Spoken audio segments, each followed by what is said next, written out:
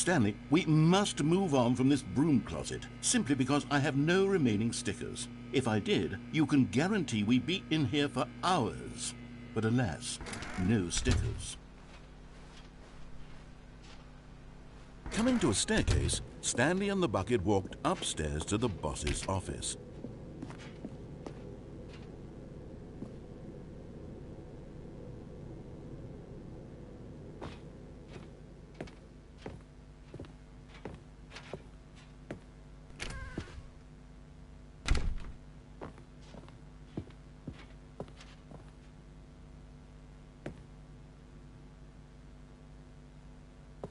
Stepping in.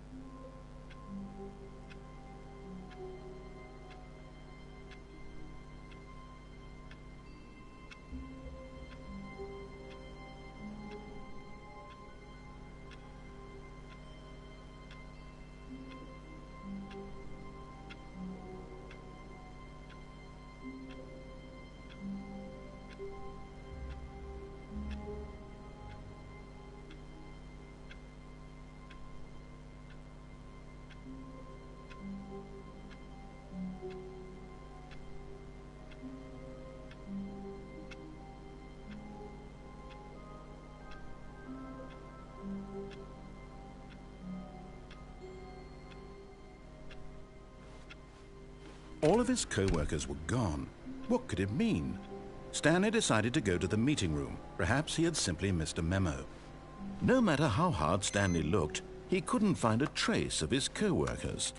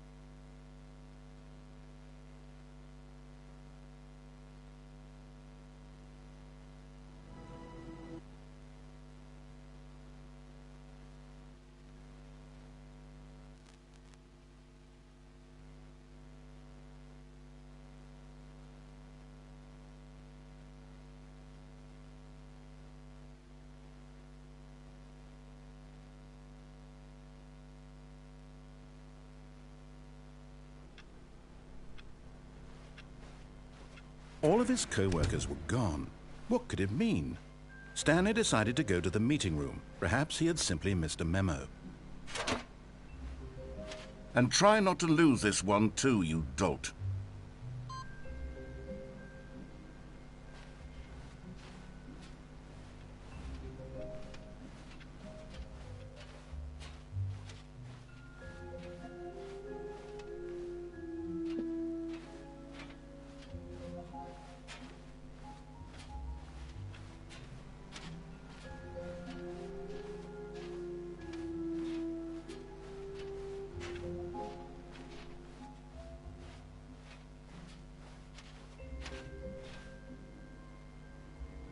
Stanley clutched the bucket tightly to his... This was not the correct way to the meeting room, but Stanley had felt the bucket calling to him, telling him that the employee lounge was simply the place to be. And here it was. Had the bucket turned out to be correct? Was this better than the meeting room? Yes, Stanley thought to himself. Yes, perhaps it truly was. How in... No, never mind. The bucket was wrong. Stanley took the door on his left to go back to the meeting room.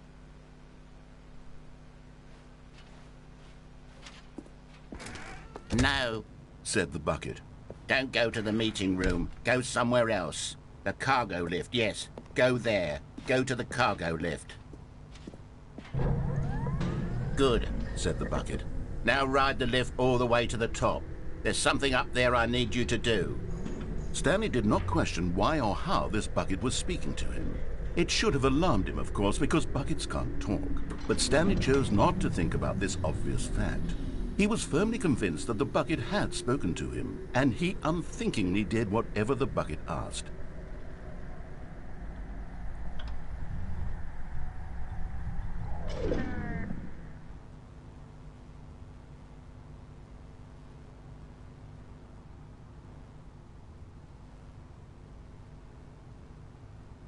In here, said the bucket. Go into this dark room over here. Stanley once again obeyed blindly.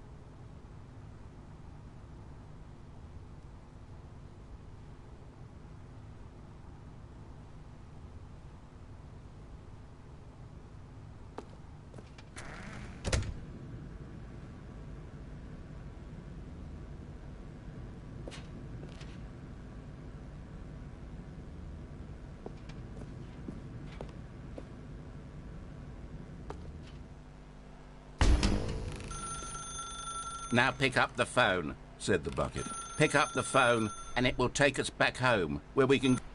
Whoa, hold on. Why did you unplug the phone? Were you trying to resist the bucket's orders? Stanley, I was joking. Obviously, the bucket isn't talking to you and telling you to do things. Buckets can't talk. It was a joke. Don't you get the joke? It's funny, Stanley. A talking bucket. Can't you see?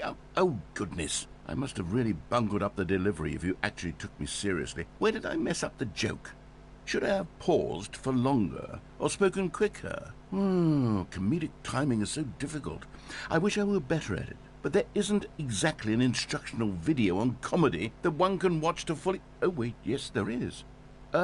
It's sitting right here. Let's take a look. What is comedic timing? What is comedic timing? How does it work? How long should it last? How can it be used to effectively silence your political enemies? And more importantly, can it be taught in its entirety within 90 seconds? Thankfully, the answer to all of these questions is yes. Let's dive deeper. If you've ever told a joke or made someone laugh, in all likelihood, you did it while standing 50 to 80 centimeters from them in a room of no more than 76 degrees Fahrenheit, with one of your arms raised straight upward at a 15-degree angle from your body. These are the optimal conditions for good comedic timing. To begin the joke, start by stating and spelling your name. Next, provide a brief synopsis of the joke, including the specific times at which the recipient of the joke will laugh, and then spell out your name a second time. With these steps complete, it's time to begin the humor. Speak the entire joke in no more than 18 seconds and no less than 13 and a half. Pausing only for bathroom breaks when necessary. When the joke has concluded, it is customary to inform your listener that the joke is over by declaring in your loudest possible voice, "I'm Dunny with the funny." Let's practice screaming, "I'm Dunny with the funny" now.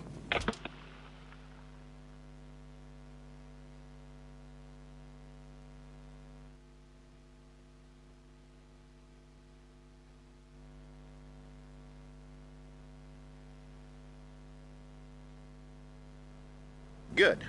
This saying is a perfect example of expectations management, which is the cornerstone of good comedy. Finally, it's time to hand out surveys. Collecting hard data from your audience on how rapt they were throughout the joke is the only way to grow or learn as a comedian. An effective survey should be no less than 10 pages long and should include the same question reprinted several times, just to ensure the survey taker is actually paying attention and not simply filling in answers at random. And that's all there is. With these strategies at your disposal, you'll have audiences doubled over in laughter and even tripled over in laughter in no time at all. Just remember to let them stop laughing at some point, you gut-busting little scamp. After all, we're each of us needed on the front lines of the war to fight the 12-legged invader who threaten our very existence and who very likely die in a hailstorm of bullets and mandibles. All of us must be prepared to give our lives to this noble cause, just as our children must do after us, and their children after them.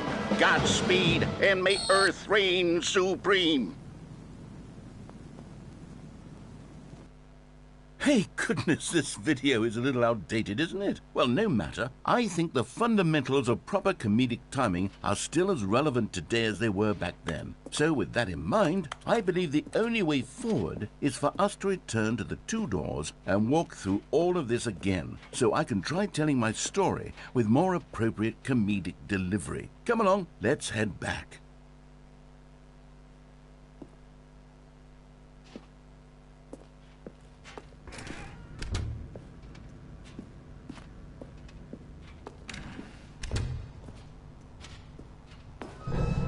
I can feel it. This time, I'm really going to nail the delivery. You'll be in stitches. A talking bucket, you'll say? How ridiculous. How absurd. What a hilarious concept. The king of comedy. That's what you'll call me. Thank goodness we have the instructional video. Otherwise, who knows where we'd be right now. Well, I wouldn't be the king of comedy, that's for sure. The bucket spoke to Stanley. The bucket spoke. The bucket spoke. Oh, I'll figure it out on the fly. No need to overthink things.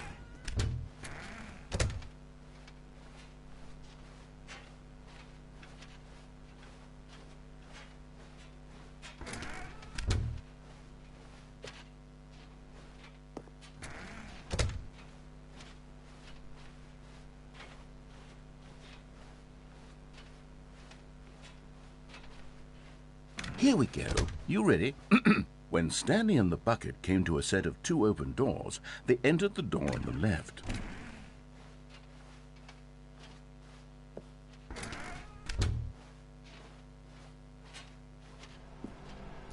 What? We're back at the phone already? No. What's going on? There were supposed to be several rooms leading up to this. There was supposed to be a build-up to this point, a dramatic display of remarkable comedic wit which culminates in this scene with the phone. But now the timing's completely off. The joke will never land. Well, not the way it was meant to. And it's all my fault. I must have forgotten that the phone room comes immediately after the 2 doors room. What an egregious mistake. I've made a fool of myself. I don't deserve the title of King of Comedy. I'm nothing. I'm not even the lowliest joke-telling whelp. I think I need to go back and rewatch that instructional video again. Yes, surely that will help me improve my... Here we go. You ready? When Stanley and the bucket came to a set of 2 open doors, they entered the door on the left.